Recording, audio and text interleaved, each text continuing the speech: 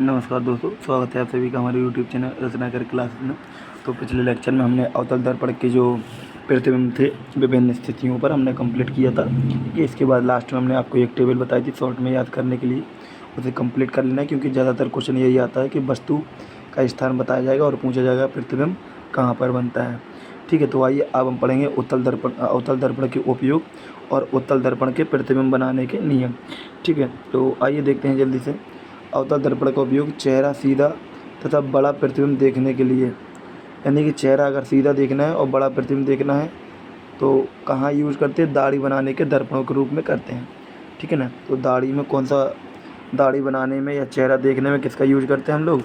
अवतल दर्पण में, पहली बात। दूसरा है डॉक्टर मरीजों के दांतों को बड़ा देखने के प्रतिबिंब नाक, कान और गले की जांच करने में अवतल दर्पण का उपयोग करते हैं।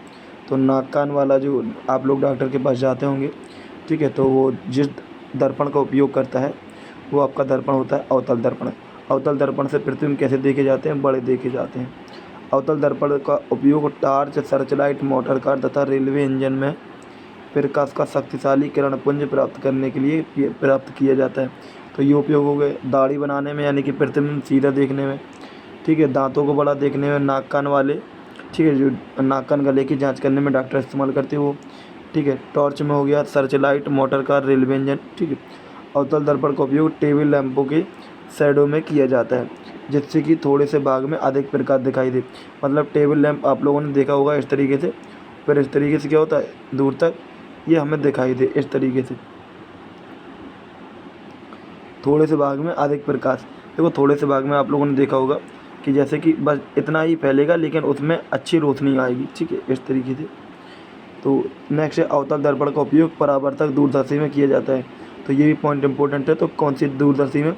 परावर्तक दूरदर्शी में किए जाते हैं अभिदर्शक लेंस के अभिदर्शक के रूप में। अवतल दर्पण का उपयोग सौर भट्टियों में सौर के प्रकाश को केंद्रित करने के लिए किया जाता है। तो ये 3-4 पॉइंट इंपॉर्टेंट है, एक ये वाला, एक ये वाला। ठीक है, कभी कभार इससे भी। तो ये 3 पॉइंट सबसे ज़्यादा आपके इम्पोर्टेंट है। ठीक है, चलिए आगे बढ़ते हैं। तो देखिए यहाँ पर हमारे प्रतिबिंब के बारे में बताया गया है कि उत्तल दर्पण द्वारा प्रतिबिंब का बनना। तो उत्तल दर्पण में 2-3 स्थिति होती हैं, इसको वैसे 2 स्थिति हैं, बस वो ध्यान रखना है आपको। ठीक है, जब वस्तु अनंत पर रखी हो तो उत्तल दर्पण के सामने अनंत पर रखी वस्तु AB का आभासी सीधा तथा अत्यधिक छोटा प्रतिबिंब फोकस पर बनता है। तो वस्तु अनंत पर है तो फोकस पे तो प्रतिबिंब वैसे ही बनना था। ठीक है, कैसा बनना है? आभासी सीधा। तो जितने भी उत्तल दर्पण प्रतिबिंब होंगे वो सब के सब कैसे बनेंगे? आभासी और सीधे बनेंगे। जबकि अवतल दर्पण में वास्तविक और उल्टे बनने थे कि वो लास्ट वाली कंडीशन थी। ठीक है, उसमें कैसे बनते थे? आभासी सीधा एक अकेला बनता था। ठीक है, तो आइए नेक्स्ट देखते हैं। तो यहाँ देखेंगे ये चित्र बना हुआ है और ये हमारा क्या है? उत्तल लेंस है। इस तरीके से वस्तु कहाँ रखी? अनंत पर रखी है। तो प्रकाश की किरणें जाएंगी, प्रकाश की किरणें यहाँ से तो परावर्तित हो जाएंगी, लेकिन अगर हम आगे खींचे तो हमें बनता हुआ दिखाई देगा कि अगर ये आगे आती तो यहाँ पर प्रतिबिंब हमारा बन जाता, फोकस पे बन जाता। अब नेक्स्ट है जब वस्तु अनंत और दर्पण के ध्रुव के बीच में रखी हो। ठीक है, तो प्रतिबिंब कहाँ पर बनता है? आभासी सीधा वस्तु के आकार से छोटा बनता है। ठीक है, तो बनता कहाँ है? AB उत्तल दर्पण के सामने अनंत और ध्रुव के बीच में कहीं पर भी रखी है वस्तु।